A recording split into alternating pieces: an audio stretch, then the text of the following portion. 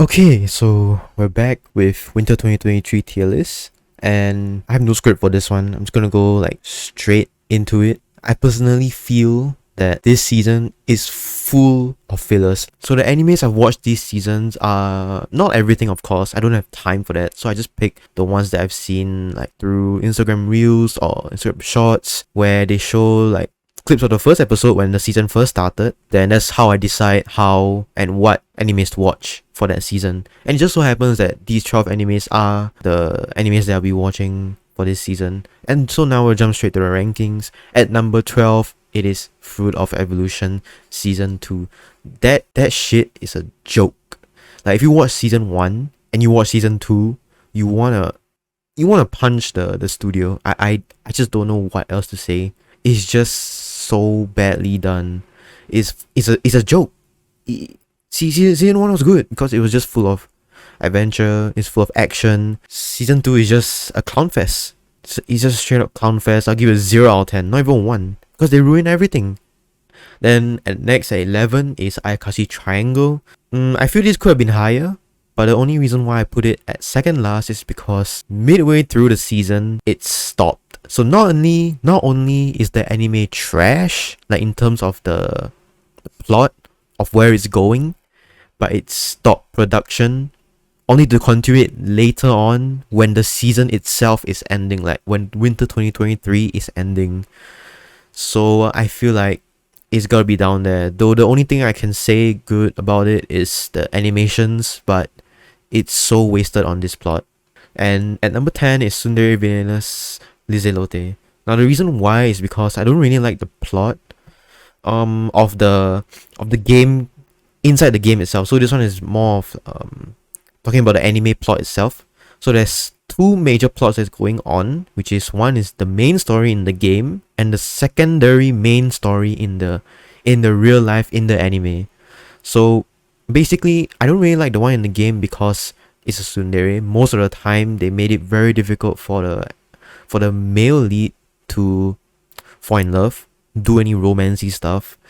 The only exception for me is just Nino, because she actually showed love at the end when she is in love. But for this one, for Lizelote, she still didn't show any love, even though she clearly loves the guy. And then number 9, directly above Tsundere Lizelote, is Kubo San Won't Let Me Be Invisible. Why is it number 9, not any higher? Because same with Ayakashi Triangle, mid-season it stopped and then continued it much later on, similar to how Ayakashi Triangle, I think it's just a week earlier than when Ayakashi Triangle resumed. So up next is 8, Buddy Daddies. The reason why is at 8 is because while it's a good plot where they go out of the norm to have two fathers instead of a mother to raise a child together.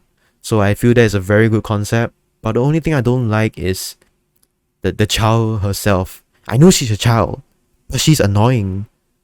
I can't help it. That's like the plot. I just don't like it. She's too hyper. And next is the Ice Blade Sorcerer.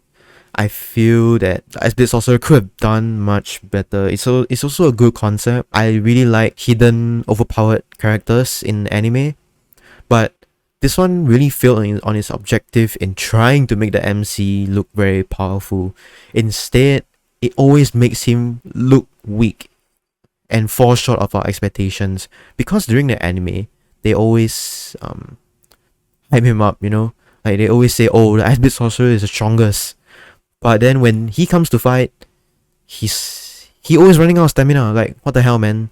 And number 6 is Reborn to Master the Blade. It's a isekai anime, but you isekai into the same world that you were with, and I like this concept a lot because you already have the knowledge of how the world works, and you have your previous knowledge, so you know how to live your life. And this main character, she or he knew what she wanted to do and purposely avoided the same path that he/she treaded in his previous life. At number 5 is Nagatoro Season 2.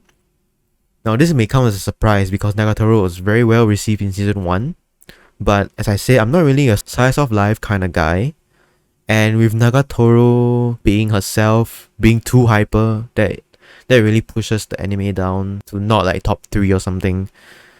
But other than that, I really have no complaints. The development is fine. Number 4 comes Spy Classroom. I really like the action aspect. The way they fought was very nice. The way they outplayed the first enemy in like the first few episodes. I think the second episode was when the fight happened. Was really well done. I didn't expect that plot twist at all. That's why I really liked it. The only thing I don't like is after that second episode, we go into like a sort of flashback episode for each of the characters.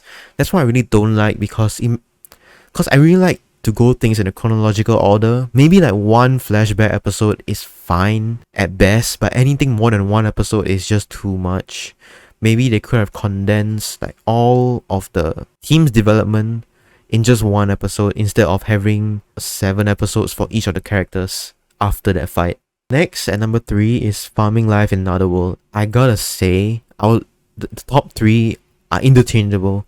You could argue that one is above the other. I also really like that he developed his village to where it was at the end. Feels very wholesome and all. That's why I really like it at top 3. Number 2 is Tomo-chan is a Girl. Now this one is a very overhyped anime. I think almost every avid anime watcher will have watched Tomo-chan is a Girl. And while Tomo-chan is a Girl is a slice of life, it is more romance, which I really like. The story development, the story itself is very good, but I'm perfectly fine with Tomo-chan being at number 2, the way it ended. Then at number 1, of course, is Angel Next Door Spoils Me Rotten. This is another overrated anime, overhyped anime that everyone has watched this season.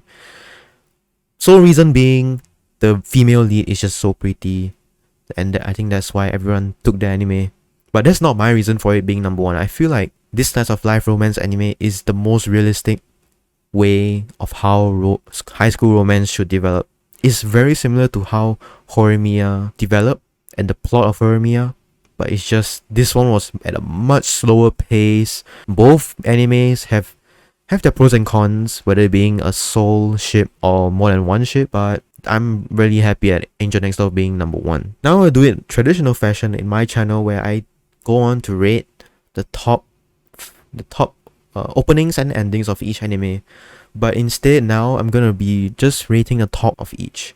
Now at number 1 is Fruit of Evolution Season 2. So while the anime is dog water, it's just straight up dog water, the opening is just so good for this anime. Especially when you watch the first episode, because you come straight from season 1, maybe not straight, you came from season 1 and you watch season 2, you hear that opening and you become super duper hyped. The voice matches, the music matches, you become so hyped for any fight scenes. Then when you watch the fucking anime, you see the clown fest that is happening. That's what makes me so pissed off. But other than that, the opening is just done so well. If only the rest of the season was just this good. In fact, I would say the entire season, the opening is the best thing that they showed this season too. It's just a fall from grace, bro. It's just done so much better. Now comes the best ending. Now at number 1 is Ice Blade Sorcerer. I've got no words for this ending. It is the most unique one that should sound like an opening. At the same time, it doesn't sound like an opening. At the start, you can literally headbang to the music. Like if you listen to rock or EDM, hardstyle, you will headbang. And this ending is very similar. You can headbang to an ending, which I have never done.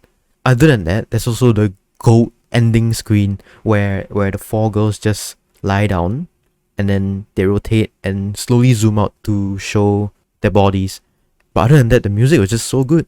Now comes the last 2 section of my tradition when rating anime seasons, is rating the best guys and best girls. But since I'm doing it alone, and it won't be as fun as rating the entire cast of the season with other people, I'll just be doing the top 3 of best guys and best girls. So start the guys first. So I honestly don't, this is more of a meme list. So number 3 is English Yukas. That's a girl, but I will argue that she or he is also a guy and makes her qualified to be on this list. Number 2 is Ray White. So yes, he's a guy, but he also can play as a girl. And then number 1 is Matsuri Kazamaki from Ayakashi Triangle. While he was a guy, he became a girl. So essentially, these top 3 best guys is also a top 3 best girls. It's hilarious. So top 3 best girls. At number 3 is Kubo San. Solely because of that clip I showed earlier in the video. I'll show it again right here. It's just solely because of that. Number 2 is Yoshi from Nagatoro. I have liked her since season 1 and now she's even better. Not only is she still funny, she got more screen time during that date when the male lead and the Nagatoro and the guy went on a date to the beach, and then Yoshi stopped the other girl from ruining the date. That's a W girl right there. Number 1, of course, just Mahiro Shina. No reason other than she's just super pretty. No one else in the season looks as pretty as her. And done. There is my review for this entire season. I hope you enjoyed the video. See you next season.